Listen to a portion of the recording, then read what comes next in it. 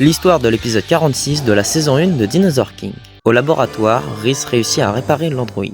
Il se présente et il s'appelle Jonathan qui décide d'assembler le squelette d'un dinosaure. Rhys pense qu'il a dû être programmé pour être un spécialiste de la structure osseuse des dinos, mais elle admet qu'elle n'a pas pu lui faire une réparation à 100% suite à la technologie en lui qui est bien avancée de ce qu'elle connaît et finissent par penser qu'il viendrait du futur. Spike leur remémore que le QG du Gung Alpha avait un aspect futuriste et en plus il y a le gars qui est également un robot. La D-Team suppose alors que Jonathan ferait probablement partie du Gung Alpha, mais pourquoi il les aurait sauvés? Beaucoup de questions sont posées sans avoir de réponse. L'androïde s'amuse avec Chump, cependant le dino lui fait tourner la tête et il se met à jour. Jonathan semble être lucide et demande à la D-Team qui ils sont, et il leur répond que son créateur doit être parmi eux. D'après ses paramètres, il reconnaît Rex comme étant le professeur ancien. Ils sont en plein doute et John oublie tout ce qu'il vient de dire. Sur l'île du Gung Alpha, Seth fait des tests avec Terry en utilisant une carte d'aptitude, mais elle absorbe l'énergie du T-Rex qui le fait remettre en carte. Il va devoir créer un bouclier afin de protéger le dinosaure de son attaque et aperçoit Laura qui a tout observé. Il va la voir et Laura a de la peine pour Terry. Seth lui explique que la nouvelle super carte d'aptitude est trop puissante pour lui. Laura est étonnée en apprenant cette nouvelle carte et c'est normal car le Dr Z n'est pas au courant des expériences de Seth et il utilise comme prétexte le mal de dos de son grand-père qui ne lui permet pas de reprendre son travail. Il oblige Laura à rien dévoiler et de garder ce secret rien que pour elle.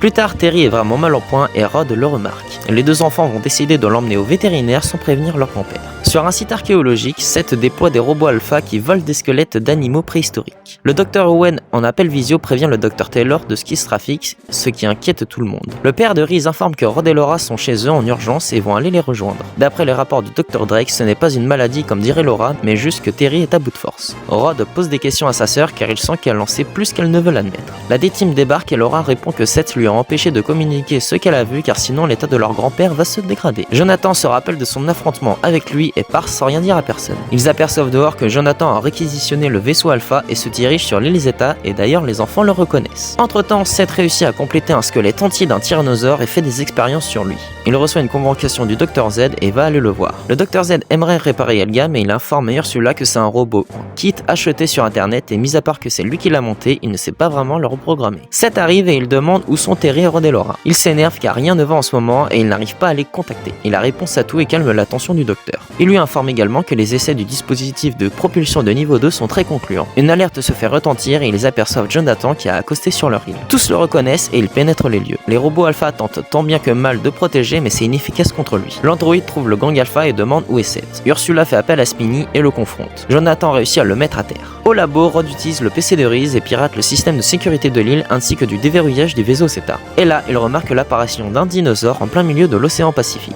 Leur téléportail permet à Rod de se faire téléporter grâce à leur pierre qu'ils ont dans leur scanner alpha. Les quatre enfants se retrouvent en face du gang alpha et dévoilent au Dr Z les manigances de Seth au grand jour. D'ailleurs, Seth envoie les robots alpha fracasser Elga qui n'écoute pas ses ordres et finit par électrocuter l'androïde. Le groupe arrive pile à ce moment-là et il leur demande des explications. Seth leur avoue que ce qui l'intéresse c'est la science la plus pure, il refuse d'aller vers des rêves inaccessibles comme celui de Dr Z en devenant le roi des dinosaures. Le but de ces expériences est de repousser au maximum les limites de l'évolution des dinosaures sans forcément dire qu'il leur fait du mal. La D-Team n'ont pas le même point de vue sur sa vision et considère comme ça de la maltraitance. Le groupe reste furieux contre lui, y compris du Dr Z qui n'accepte pas qu'il a fait tout ça derrière son dos alors qu'il aurait pu être ravi de faire partie de ses expériences. Cependant, Seth réplique que la spécialité à Z est de s'approprier les travaux de ses confrères et n'a aucune confiance en lui et il aurait fini comme le professeur ancien. Ce nom fait tilt aux enfants puis le Dr Z fait apparaître Spinny puis Rod fait apparaître Tank. Pour répliquer, Seth fait apparaître le Saurophaganax en 2 contre 1. Seth déclenche sa super aptitude avec sa carte Océan de Feu qui fait apparaître une immense boule de feu en plein sur Spinny et Tank qui les met KO. Le gang alpha prennent la fuite pendant que Max, Zoé et Rex font apparaître leurs dinosaures respectifs mais Seth réutilise son aptitude une deuxième fois contre les 3 dinos qui ne résistent pas non plus à cette immense puissance. Rex récupère les cartes et John le sauve in extremis et le dinopode de Rex tombe au sol. Ils finissent par quitter l'île avec un vaisseau alpha. Zoé et Max réussissent à s'échapper à temps et se téléportent. Seth est fier de lui et fait s'envoler l'île qui se révèle être un immense vaisseau spatial.